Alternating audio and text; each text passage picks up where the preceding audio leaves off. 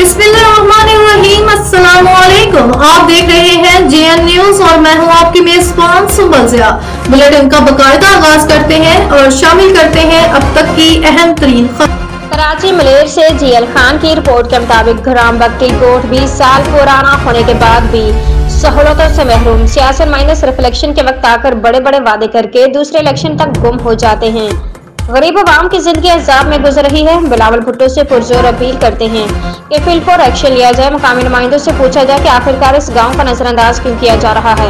इस दौर में भी ना इस गांव में स्कूल है, ना बिजली, पानी, गैस, गटर लाइन, कोई सहूलत नहीं है।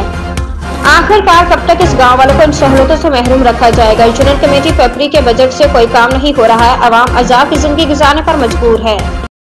इलाके में यहाँ एक गोठ है बुक्टी गोराम, वो पुरानी 15-20 साल से सहूलतों से महरूम है।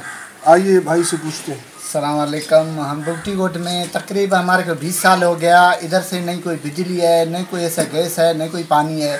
हमारा इधर से बहुत टाइम से हमारा इधर बुक्टी गोट में जदोजहद है।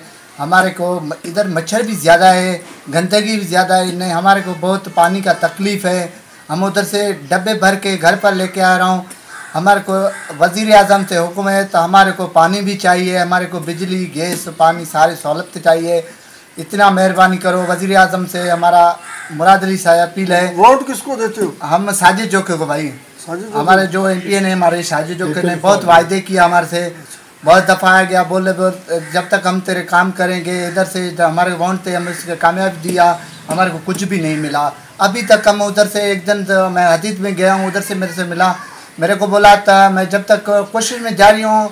यहाँ से एक नाला जो ऊपर से टाँकी बना के हम बुक्टी गोट वालों को देंगे, इधर को पानी का सहूलत करेंगे, बुक्टी गोट पिएंगे पानी। अभी तक कुछ भी नहीं हो गया। नहीं हमारे इधर से देखो कोई, हम गरीब गुरबे, हम देख के सारे गरीब बैठे हैं, कुछ भी नहीं हमें तक अभी तक।